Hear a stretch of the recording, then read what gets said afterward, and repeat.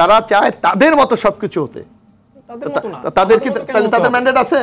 সে তো বলছে তাদের মতো। আপনি দেখেন আমরা পত্রপত্রিকায় কি দেখি যে বৈষম্যবিরোধী ছাত্র আন্দোলনের নেতারা সচিবালয়ে গিয়ে কাকে কোথায় পোস্টিং দেবে, তাকে কি করবে, কোন ডিসি কোথায় যাবে, কোন এসপি, এটা কি তাদের ফাংশন? এটা কি তাদের ফাংশন? আপনি এটা কি কোন দৃষ্টিতে দেখবেন? প্রত্যেকটি জায়গায় তারা একটা প্রেশার গ্রুপ হিসাবে কাজ করতে পারে, কিন্তু আপনি দেখবেন তারা যে জিনিসটা অ্যাড্রেস করে পরবর্তী সময় ইন্টিরিয়াম গভর্নমেন্ট সেটাকে বাস্তবায়ন করে। অর্থাৎ তাদের প্রভাবটা তো দৃশ্যমান, আপনাকে সেটা তো লক্ষ্য করতে হবে। ডাকসু নির্বাচনে বললো যে ডাকসু নির্বাচন আমি একটু বলি, আমি তো একসময় ছাত্র রাজনীতি করেছি। ডাকসু নির্বাচনের মূল সংকট হলো, আমার কাছে যেটা মনে হয়, আপনাকে তো মূল ব্যাপার হলো আপনি ভোটার অধিকার নিশ্চিত করতে চান, একটা নিঃশঙ্ক পরিবেশ আপনাকে প্রতিষ্ঠা করে আপনাকে নির্বাচনে যেতে হবে। আপনার বিগত 15 বছর জাতীয়তাবাদী ছাত্র দলের একটা ছেলেকে হলে ক্যাম্পাসে আপনি থাকতে দেন নাই, তার হলে কোনো বৈধ ছাত্র না, তাকে কোনো আমরা সিট বরাদ্দ দেন নাই। হুট করে আপনি এখন একটা নির্বাচন দিয়ে, এবং আমরা এখন যে জিনিসটি লক্ষ্য করছি আপনি দেখেন যে জাতীয় নির্বাচন দ্রুত যাচ্ছে, ডাকসু নির্বাচন আবার পরে যাচ্ছে। আমি একটু বলি আজকে দেখেন একটা সময় আমরা দেখেছি যারা ছাত্রলীগ, যাদেরকে আমরা বলি ফেসিস, এই যে একটা দৈত্য হিসাবে আবির্ভূত হয়েছে, তাদেরই একটা বিরাট অংশ একটা সংগঠনের নেতৃত্ব গ্রহণ করছে।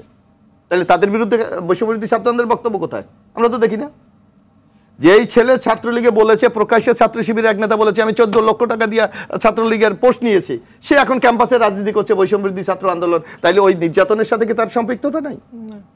কালকে আমরা দেখেছি একটা ইনস্টিটিউটের যুগ্ম সাধারণ সম্পাদক ছাত্রলীগের, সে ছাত্রলীগের একটা ইউনিটের জেনারেল সেক্রেটারি হয়ে গেছে। অর্থাৎ আপনাকে নিরপেক্ষভাবে ভূমিকাটা পালন করতে হবে। একদিকে আপনি বলবেন ছাত্রলীগ দৈত্য, তার নেতারা যদি অন্য দলে যোগদান করে সে পীর ভালো হয়ে গেল। হ্যাঁ, এইটা তো একটা দ্বিমুখী স্ট্যান্ডার্ড। আমাদের বক্তব্যটা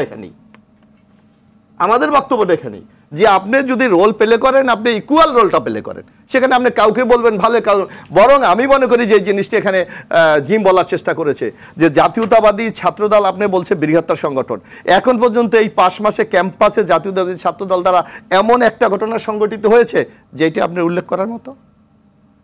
বিচ্ছিন্ন 2-1টা ঘটনা আলাদা জিনিস, কিন্তু আপনি দেখবেন অর্গানাইজেশন হিসাবে ছাত্রদল কি রোলটা প্লে করছে।